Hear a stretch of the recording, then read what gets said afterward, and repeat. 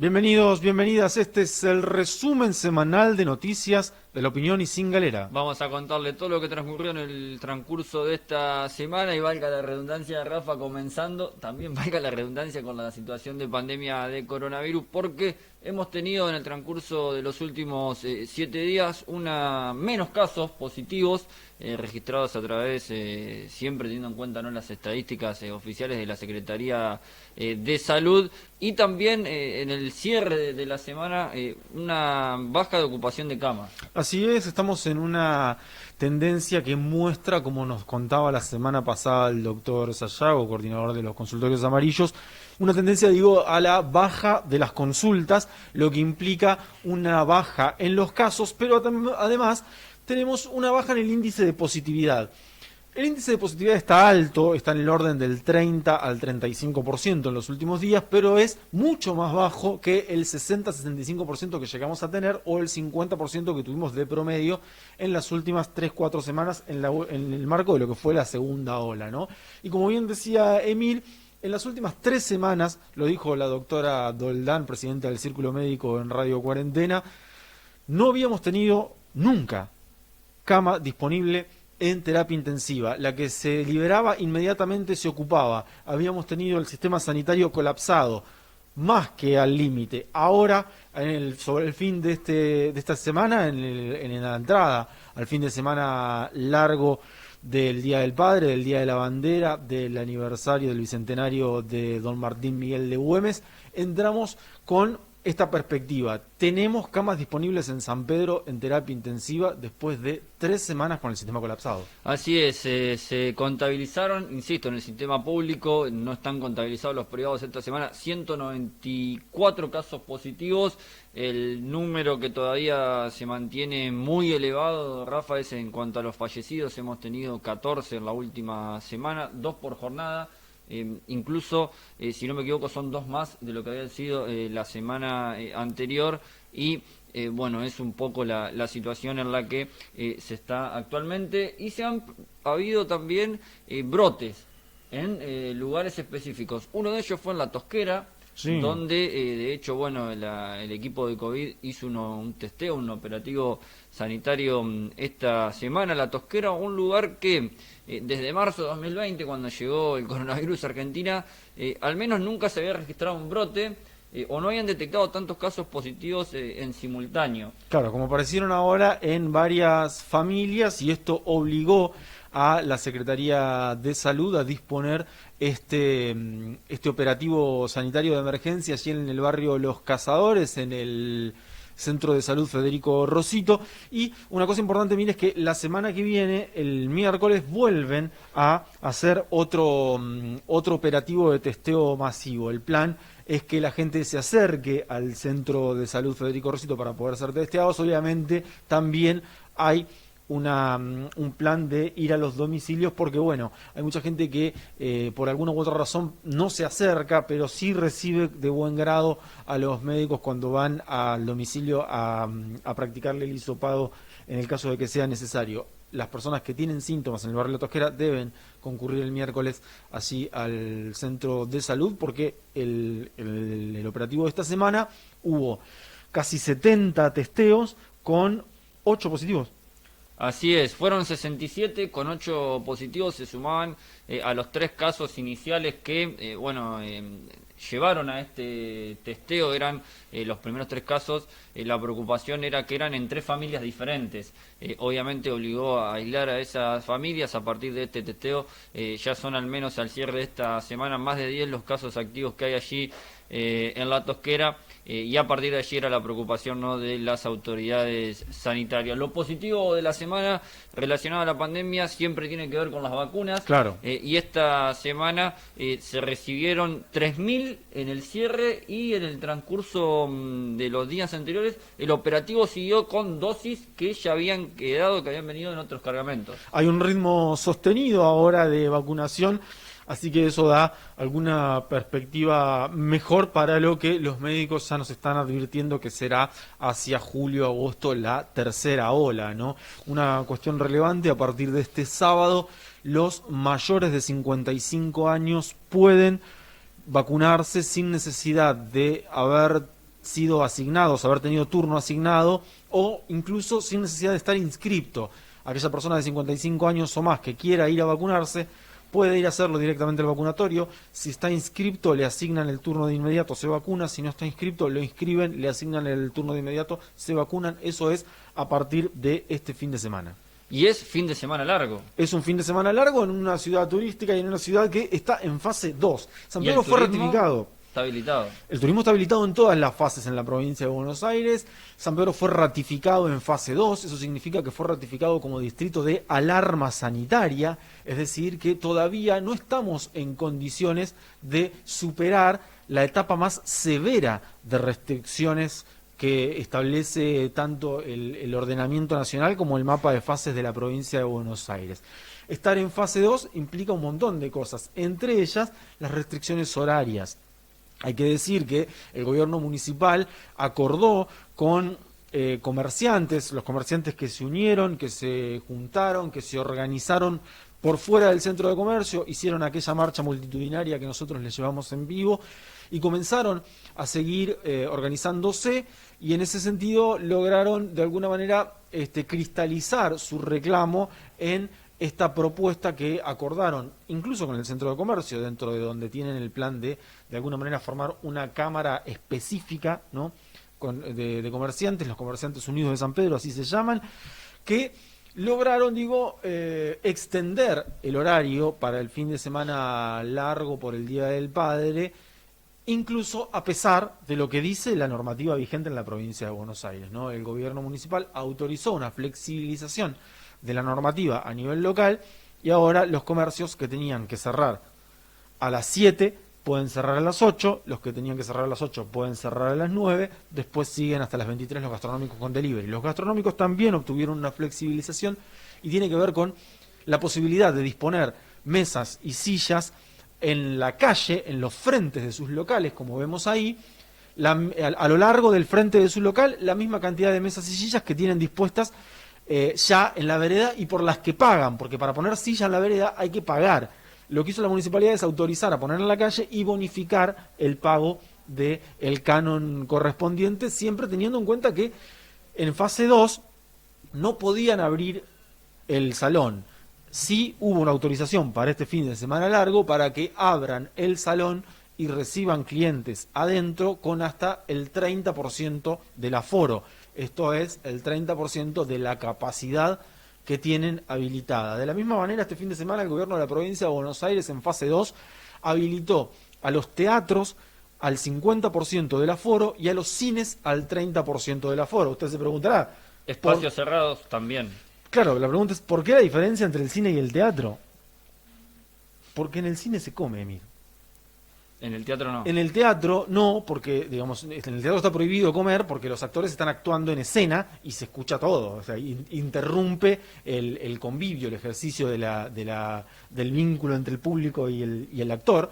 Entonces no hay que comer, no hay que hacer ruido en el teatro. Entonces te podés dejar el barbijo puesto. En el cine comes. Entonces, como en el cine sí está permitido comer, te bajás el barbijo.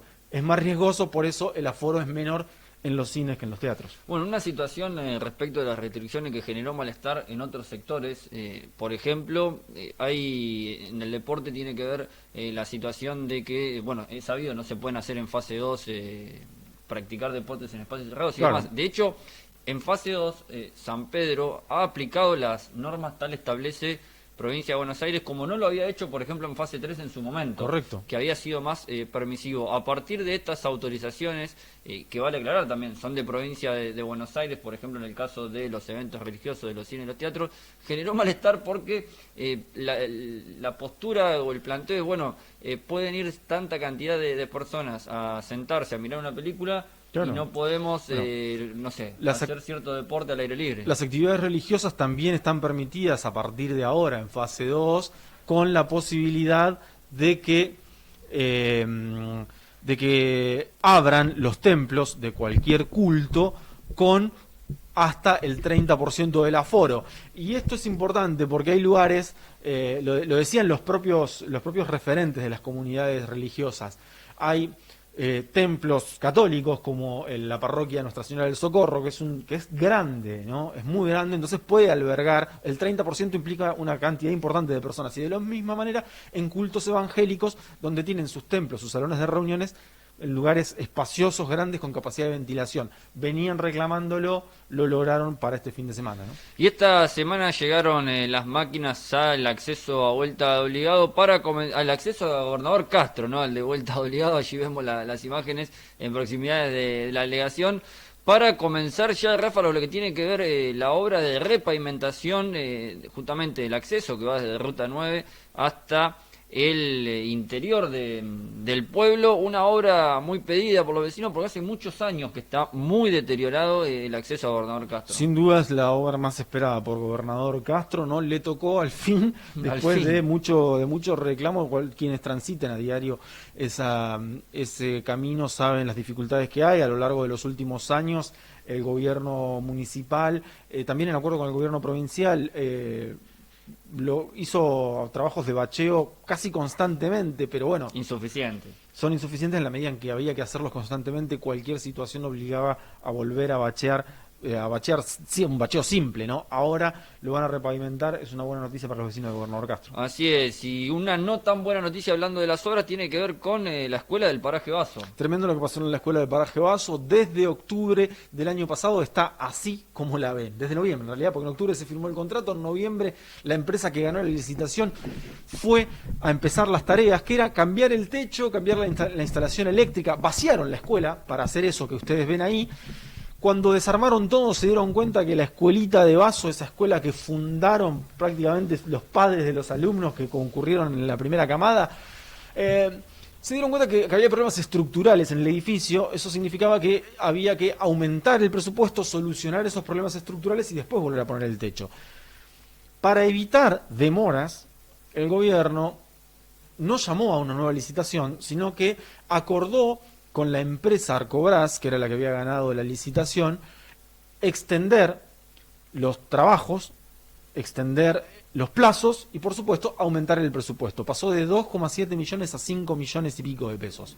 Y 90 días más desde febrero, que es cuando comenzaban. En febrero retomaron la obra. Sin embargo, ahora la empresa se retiró, abandonó la obra, decidió no continuarla, y esto significa que hay que hacer un acta de rescisión del contrato, volver a llamar a licitación, volver a adjudicarla y que la nueva empresa que sea adjudicataria de ese contrato pueda comenzar la obra. Esto significa que es muy probable que en este ciclo lectivo 2021, si es que vuelven en algún momento las clases presenciales, los chicos que iban a Baso no puedan hacerlo y tengan que seguir siendo a la escuela 15 de vuelta obligado algunos, la escuela 3 de San Pedro otros. Hablando de vuelta obligado, desde el fin de semana pasado aparecieron varios yacarés allí en Tremendo, la costa, impresionante. Obligado, sí. Bueno, allí vemos uno de los que, bueno, algunos verán la imagen y dirán, bueno, lo capturaron, se lo llevaron, no. Vamos por parte, a ver, primero apareció uno el fin de semana pasado. Un yacareo vero, ahí lo vemos, mira, ese está en la costa, esa es la costa de vuelta obligado. Exacto. Llegó hasta allí, bueno, obviamente sorprendió a los vecinos, según explicaban los especialistas, tiene que ver más que nada con el tema de la bajante del río Paraná, que atraviesa, picos bajos, ¿no? Por decirlo de alguna manera, estamos en la bajante histórica, impresionantes. La bajante más pronunciada de la historia. Y también tiene que ver con el tema de los incendios en las islas, que hacen que estos reptiles migren hacia las costas. Tuvimos el domingo, ¿fue el domingo o el sábado? La semana sí, pasada, el sábado y el domingo. Fin de semana, la aparición de este yacareo vero en la costa de Vuelta Obligado. Pero hubo otro, distinto, un yacaré negro, que apareció y fue divisado en la zona de Las Pirañas. Las Pirañas es... En la otra punta. En la otra punta, claro, sí, en la otra punta de nuestra jurisdicción, pero en realidad ya está en jurisdicción de Varadero eso. Y desde allá, una familia lo ató y nos llamó a nosotros para que le avisemos al guardaparque, le avisamos a la gente de protección animal. Los llamaron, se contactaron, cuando iban a ir a buscarlo, se les escapó. Después, la familia Medina logró capturarlo y nuestra amiga Silvia Pope, allá de la zona de la isla, la llamó Lili y le dijo, acá los muchachos, la gente de la familia Medina lo tiene, lo capturó. Así que se lo pudieron entregar al guardaparque de Vuelta Obligado, que fue con prefectura para traerlo y dejarlo otra vez en una zona más alejada, más río adentro, digamos, como para que pueda volver a su hábitat. Ese era el yacaré negro de la zona de las Pirañas, pero después volvió a aparecer el overo. Volvió a aparecer. Así es, volvió a aparecer en la misma zona cercana y nuevamente había sido capturado. Claro. La gente de prefectura. O sea, no era el negro, sino el overo que tenía la patita lastimada, que habían visto en Vuelta Obligado el fin de semana. En definitiva es lo que permitió identificarlo nuevamente. Claro. El procedimiento fue nuevamente, lo llevaron hasta una veterinaria aquí en San Pedro, le aplicaron un antibiótico y lo devolvieron a su hábitat natural, que vale aclararlo, ¿no? Porque por ahí algunos piensan, bueno, los capturaron o se los llevan para algún otro lugar. No, lo que hicieron es traerlo a la ciudad, a San Pedro, a una veterinaria para que le apliquen un antibiótico, que lo revisen una especialista y luego sí devolverlo a su hábitat natural. Destacaba Aldo Lamichela, quien es el guardaparque allí de la reserva natural, respecto de que son mansos, de que no suelen atacar a la gente. Y bueno, también contaban, uno veía las imágenes, cómo lo agarraban, cómo lo abrazaban, por decirlo de alguna manera, para subirlo, por ejemplo, a la camioneta, y explicaba esto de, bueno, tienen fuerza, pero también hay que saber. Gran momento fue cuando nuestra cronista en Vuelta Obligado, Vicky Villalba, dijo, bueno, si me permiten le voy a hacer unos mimitos, y le pasa la mano al yacaré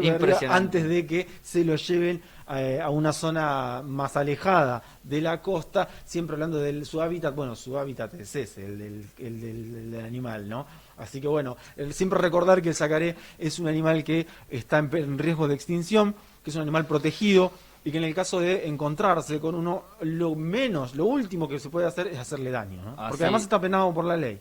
Así es, Rafa. Y esta semana también hubo noticias relevantes relacionadas al ámbito judicial, como fue el caso de los mamelucos, de la fiesta de los mamelucos. La fiesta de los mamelucos tiene dos canales por los que la municipalidad canalizó precisamente la situación de indignación popular respecto de esta revelación que hizo la opinión ese domingo. Y por un lado, yo les digo que en la justicia federal esto no va a prosperar. Es muy difícil, porque es muy difícil establecer elementos probatorios que permitan avanzar. Además de la causa federal penal, hay una causa administrativa, esto es la que la municipalidad inició en el Tribunal de Faltas. La justicia de faltas recibió el expediente que elaboró la municipalidad, que tiene 11 nombres, que lo único que contiene son 11 nombres. ¿Está comprobado que esos 11 nombres estaban? No, son los 11 nombres que la municipalidad sospecha que pueden haber sido parte, ¿no? Incluso ponen una dirección donde podría haber sido la fiesta, etcétera. El Tribunal de Faltas tiene la responsabilidad de individualizar a estas personas identificadas. Individualizarlas, digo, con nombre y apellido están, pero hay que obtener la dirección, obtener el documento de identidad para poder citarlas. Ya cursaron algunas citaciones, porque ya hay algunas personas individualizadas. Hay otras que no, será un poco ardua la investigación. Hay quienes dicen que es muy difícil que el juzgado de faltas pueda establecer una multa, una sanción, y que esa sanción prospere, porque una apelación en el juzgado de paz, que es donde después podrían apelar, convertiría la situación en un debate respecto de cómo probar eso que veíamos en pantalla. ¿Quiénes son? ¿Dónde estaban? ¿Cuándo se hizo? ¿No? Pero bueno, también hay quienes sostienen que es necesario que este hecho que generó tanta indignación en la comunidad tenga una sanción ejemplar y que permita de alguna manera que, además de la sanción pública que ya tiene, porque todos hemos de alguna manera repudiado esta actitud que tuvieron estas personas en este cumpleañitos, así como le llamaron. En definitiva termina siendo, bueno, hay que ver qué definición toma, ¿no?, el juzgado de faltas local, pero la sanción pública a través de las redes mayoritariamente termina siendo la única sanción. Por lo pronto es la única, y no sabemos si será posible alguna otra. Otro caso judicial relevante esta semana fue el del presidente de la Liga Deportiva Sanpedrina en uso de licencia. Estoy hablando de Hugo Cejas, policía retirado, que fue una vez más esta semana denunciado por irrumpir la exclusión perimetral que tiene vigente con su expareja, que es ni más ni menos que la mujer que lo denunció.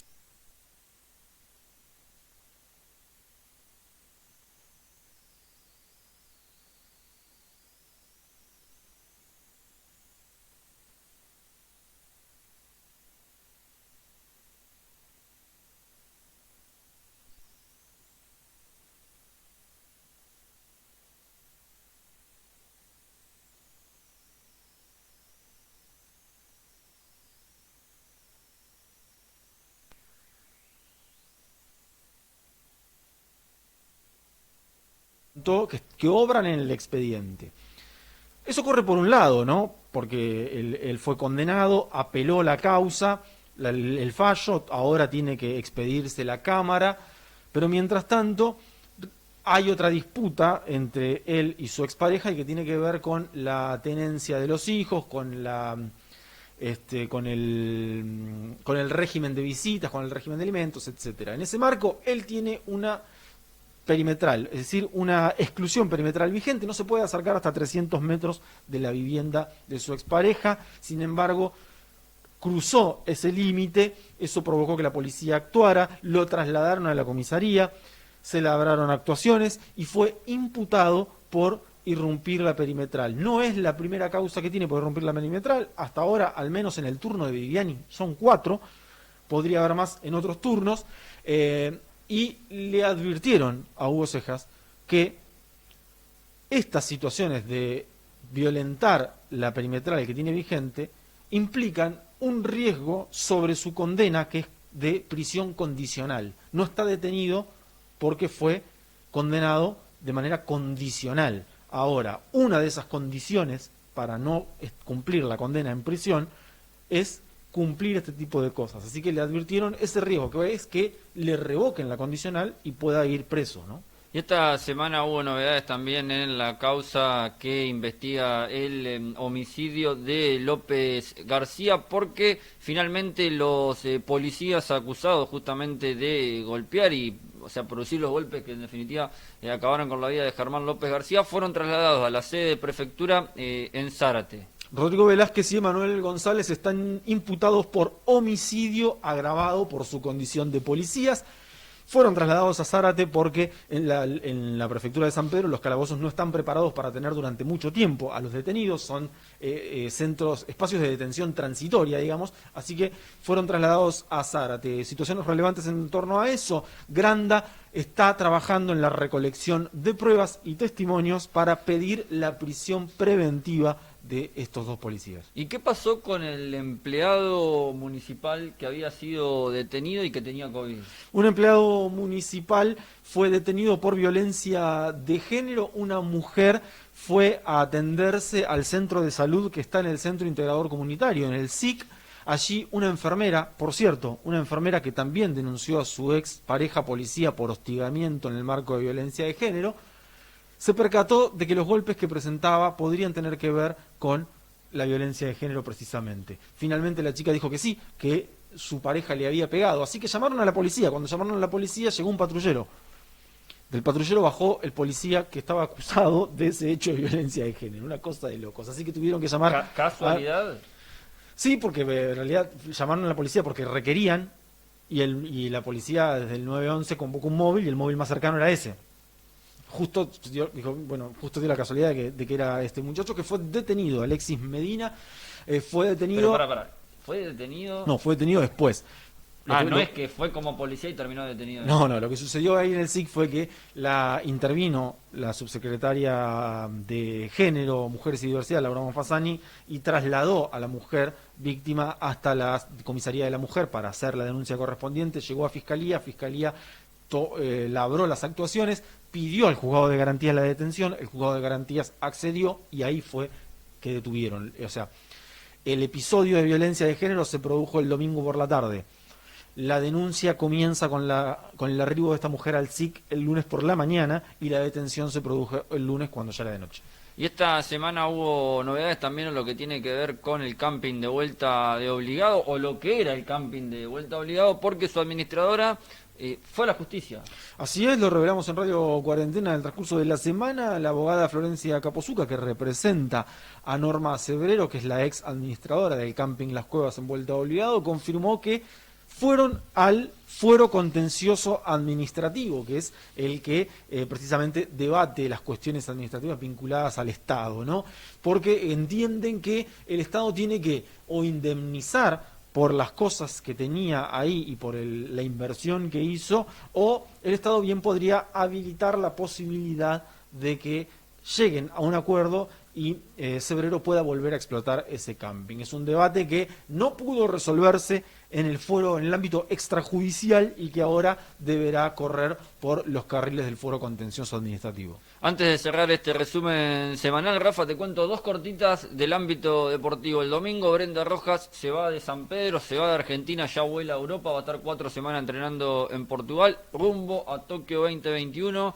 Después de Portugal va a estar 3 semanas en Japón, no en Tokio, porque por protocolo de COVID solo van a dejar ingresar a las delegaciones participantes de los Juegos Olímpicos al momento en que tengan que competir. Por eso es muy probable que, por ejemplo, Brenda Rojas no esté en la ceremonia inaugural, que es uno de los momentos más esperados por todos los deportistas. La otra, Candela Vázquez, ya llegó a Paraguay, va a competir desde el lunes en el Sudamericano Sub-14 representando a la selección argentina, o sea, es parte del equipo argentino, más allá de que estamos hablando de tenis. El estilo de juego, el formato es como la Copa Davis, o sea, se compite por equipos, así que la niña de San Pedro de 12 años va a estar representando al país la próxima semana allí en Paraguay. Y cerramos con una noticia del ámbito cultural. Están permitidos los eventos culturales, sociales y recreativos hasta 10 personas, es decir, que puede haber al aire libre y en espacios públicos recitales con hasta 10 personas, obras de teatro con hasta 10 personas. Yo te pregunto, ¿alguna vez fuiste a un por ejemplo, en un recital, si va la banda? ¿Dónde está? ¿La banda sola? Y sí, claro, no te alcanza ni, o sea, entre la banda, el técnico y el que te alcanza las cosas, se cumplen las 10 personas. Parece una cargada, pero no lo es. Están habilitadas hasta 10 personas. Una cosa importante digo sobre eso. Eventos culturales, sociales y recreativos al aire libre en espacios públicos con hasta 10 personas son eventos, es decir, no se puede ir al paseo a tomar claro, mate. Eventos organizados que necesitan de una habilitación, no que estamos habilitados a ir de a 10 al paseo público a tomar mate. La gente lo hace igual. La gente lo hace igual. Tengan ustedes un gran fin de semana. Es fin de semana largo por el feriado de Güemes. El 20 es el día de la bandera. Es muy importante. Es por el feriado de Güemes, ¿no? Sí. Por el día de la no, bandera. porque el día de la bandera es inamovible. Exacto. El 20 es el día de la bandera, en el homenaje a Belgrano. El 20 es el día del padre.